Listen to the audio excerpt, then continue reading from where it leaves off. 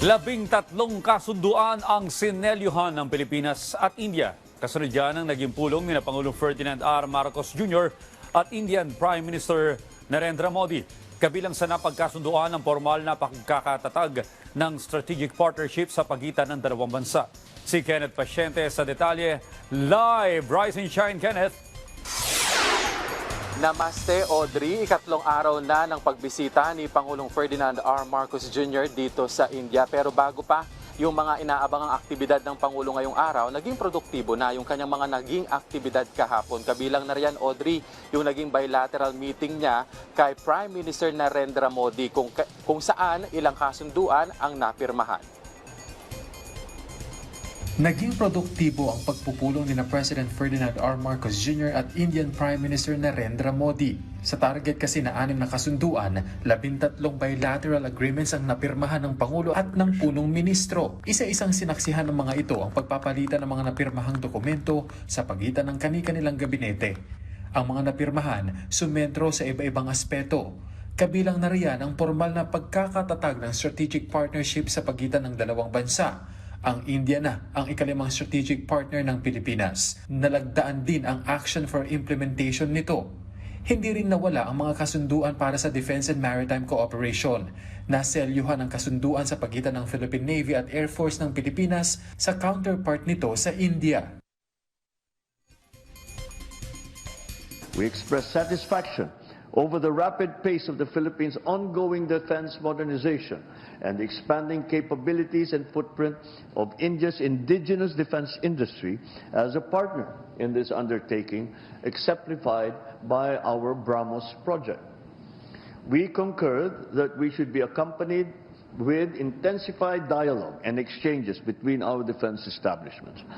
So we have agreed to establish mechanisms for service-to-service talks, for information sharing and training exchanges amongst our militaries.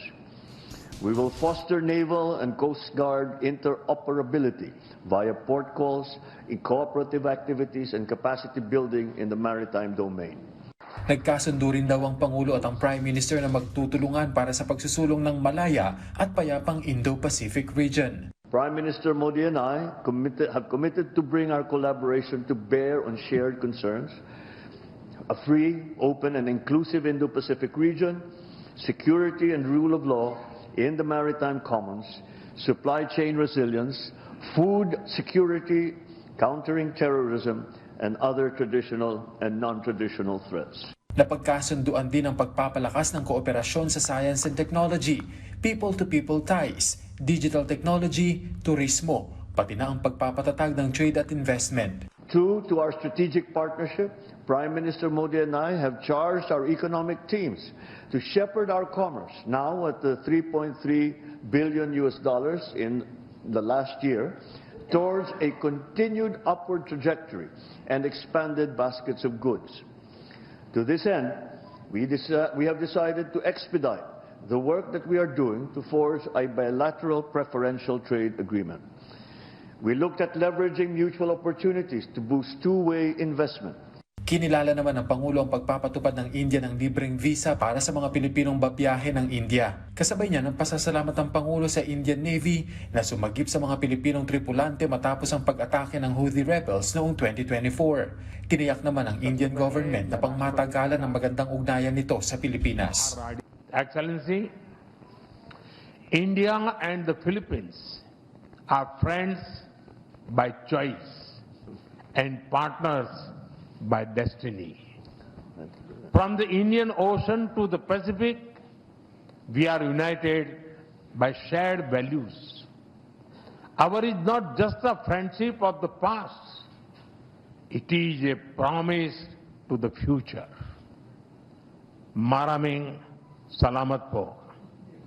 Bago pa ang bilateral meeting ng Pangulo kay Prime Minister Modi, ginawaran muna siya at si First Lady Liza Marcos ng ceremonial welcome sa Rashtrapati Bhavan, ang Presidential Palace ng India. Nagtungo din ang first couple sa Rajghat kung saan nakahimlay ang anti-colonial nationalist na si Mahatma Gandhi para sa wreath laying. Audrey, ngayong araw naman ay kabi-kabilang business meetings ang pangungunahan ni Pangulong Ferdinand R. Marcos Jr. bago ang inaabangang kanyang foreign policy address mamayang gabi. Audrey.